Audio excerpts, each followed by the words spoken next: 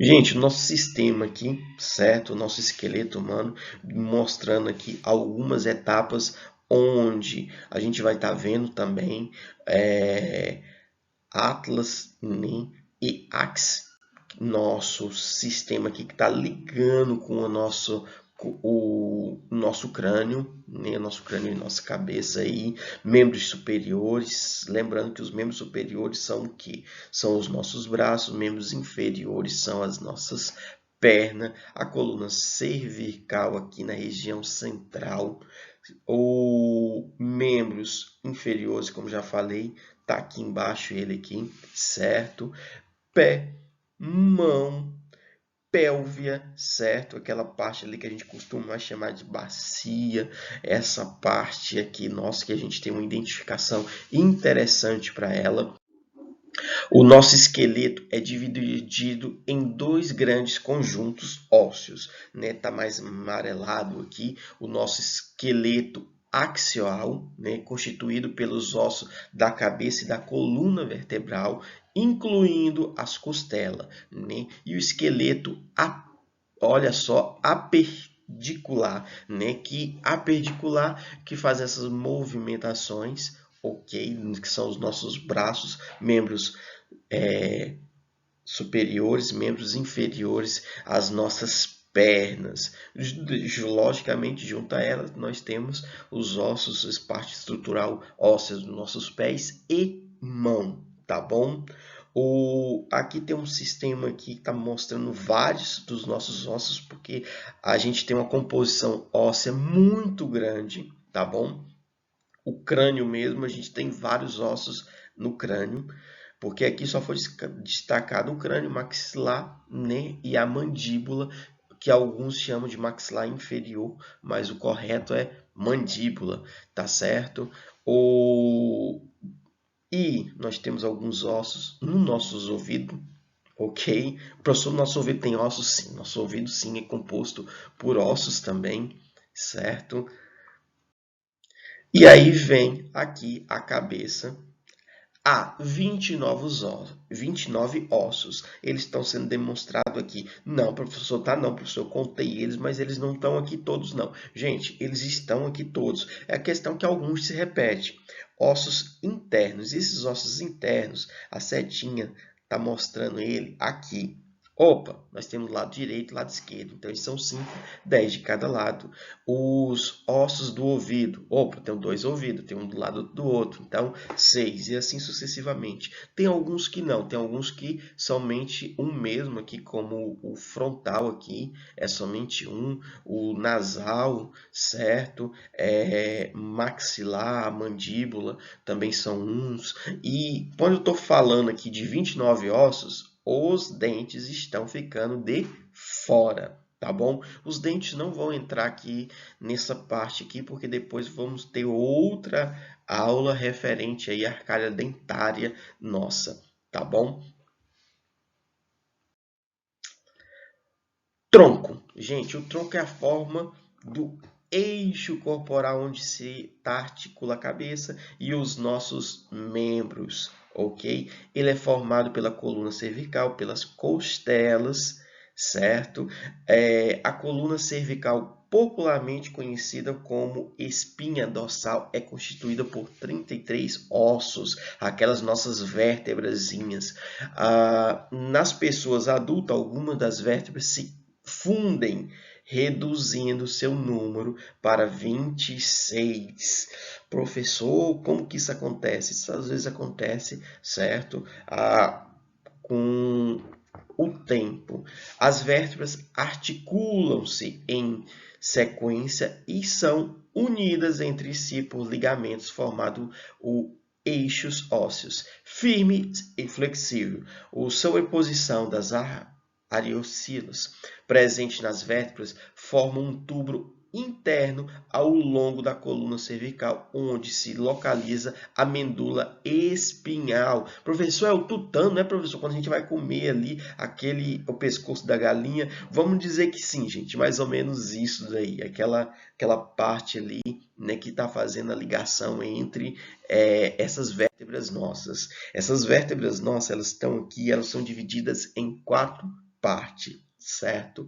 Vértebra cervical, que já está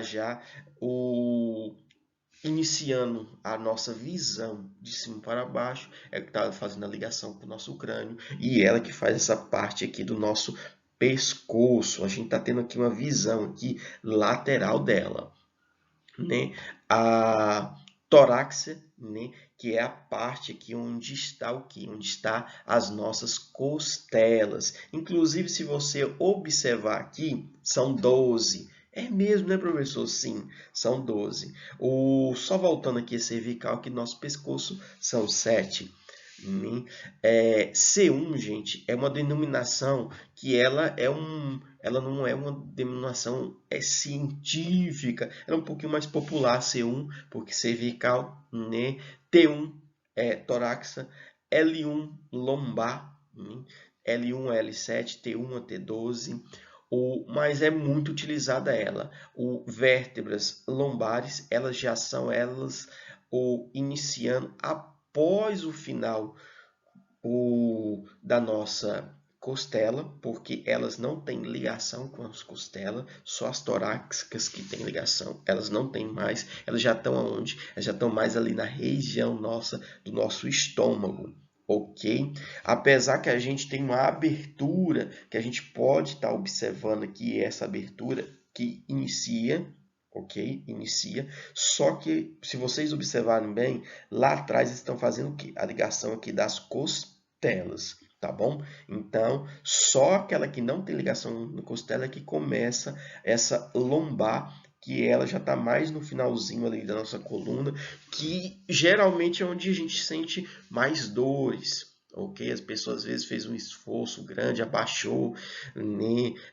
Levantou muito, flexionou bastante ela, ou alguns movimentos, atividades que não estão feito devidamente correto em academias ou fazendo em casa mesmo, até mesmo porque elas não têm essa coluna ligada a ela. Então, como ela não tem a coluna, ela tem um pouco menos de estabilidade. Ou aqui alguns jogadores de futebol, como o Neymar, né, já deslocaram ela por força externa. E aqui a última parte aqui, a sacra, 5 fundidas, certo? E 4, né, que é o cóccix, que fica lá embaixo, são bem pequenininhos aqui, esse finalzinho aqui, tá bom? Caixa torácica é formada pelos nossos ossos externos, pelas nossas costelas e pela região torácica da coluna vertebral. É responsável pela proteção de órgãos como coração, pulmão. Existem também vários vasos sanguíneos aí que ajudam a estar protegendo. Auxilia no processo de expiração e inspiração. O nosso osso externo, que é esse aqui, gente, bem à frente mesmo, que a gente pode até sentir ele, ok? Ele é que faz a ligação com as costelas, principalmente com as 7 primeiras, né? Porque essas 7 primeiras são chamadas de verdadeiras, porque ela tem a ligação direta com esse osso externo através das suas cartilagens que possui na ponta. A oitava, a nona e a décima, elas não têm ligação direta com o externo, não tem a ligação direta, mas indiretamente elas estão ligadas através da 7ª costela. Veja só, a oitava, olha só aqui, ligando com a 7ª. A nona está ligando com a oitava, que está ligada com a 7ª, e a 10ª está ligando a nona, né, nessa sequência aí. E elas não estão ligadas diretamente com o externo, são chamadas de costelas falsas. E a gente tem as duas últimas, a 11ª e a 12ª, que elas são chamadas de falsas e flutuantes ou apenas flutuantes, ou às vezes são chamadas apenas de costelas livres, pois elas estão, as pontas delas estão soltas, estão independentes, né, estão livres, não estão fazendo ligação com o externo. A 11ª e 12ª costela, por esse fato de não ter esse contato direto com o externo, elas também são chamadas de costelas livres. Gente, olha só, a coluna vertical é as nossas vértebras, ela tem aquela proteção do disco. Só que aquela proteção dos discos, certo? Por alguns impactos, desgaste do tempo, ela pode estar se rompendo, né? Inclusive, curiosidade, a gente, durante o dia, a gente aproximadamente, né, perde 1 centímetro. Como assim, professor? Se medir com precisão pela manhã, quando eu acordo, eu vou estar 1 centímetro maior. Quando eu for medir à noite, tardezinha, eu vou estar 1 centímetro menor? Sim, aproximadamente. Olha só, a coluna vertebral, esses discos aqui, eles, com o alongamento da noite, de ficar mais tempo deitado, né, eles relaxam. Então, a gente costuma ter uma altura um pouquinho maior. Durante o dia, eles vão se contraindo, né, por causa do nosso movimento, por causa do nosso peso. Então, a gente chega a perder 1 centímetro. Pessoas obesas, eles podem perder até 1,5 centímetros, certo? O porquê? Às vezes a pessoa, olha, aquela pessoa, ela tinha um excesso de peso tão grande, ela emagreceu. Aí você olha assim, aquela pessoa parece estar mais alta. Gente, isso daí é uma coisa real, né? Porque o peso faz essa compressão aí, né? Com essa compressão, ela acaba às vezes sentindo muita dor na coluna por causa desse excesso de peso, por causa dessa compressão ali nos discos, e isso é muito perigoso, né? Porque esse disco pode se romper. Só que ele pode se romper por alguma lesão que a gente possa sofrer em um acidente, por um movimento feito incorretamente, pegar um excesso de peso, né? Algum acidente que a gente simples como uma queda, e o excesso de idade. Esse rompimento ali do anel faz com que aquela parte mais, a polpa, né, saia. Aqui a gente tem aqui um dos nossos discos normais, nós temos aqui um outro disco aqui que a gente pode ver aqui uma pequena ou rachadurazinho nele. Aqui foi feita uma bolha, porque às vezes ele cria uma bolha como se fosse um calo e estoura. Aí esse momento que estoura, gente, é muito preocupante porque ele pode romper o ligamento das vértebras e aí a pessoa pode ficar até mesmo com uma deficiência, certo?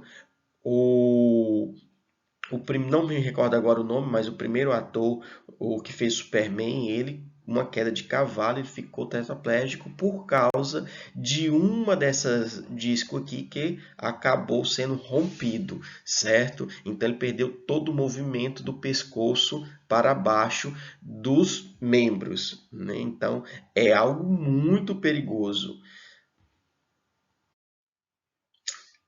Pessoal, olha aqui, nosso membro inferior, certo?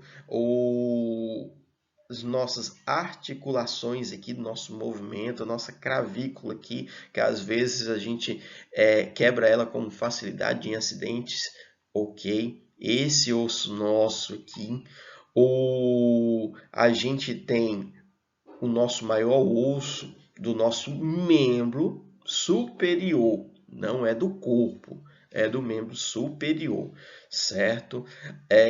As nossas novas articulações, voltando essas articulações aqui novamente, na nossa região conhecida popularmente como região do cotovelo, e olha só a quantidade de ossos aqui e articulações na nossa mão para fazer todo esse movimentação aí que a gente possibilita pegar as coisas, os objetos, levantar eles.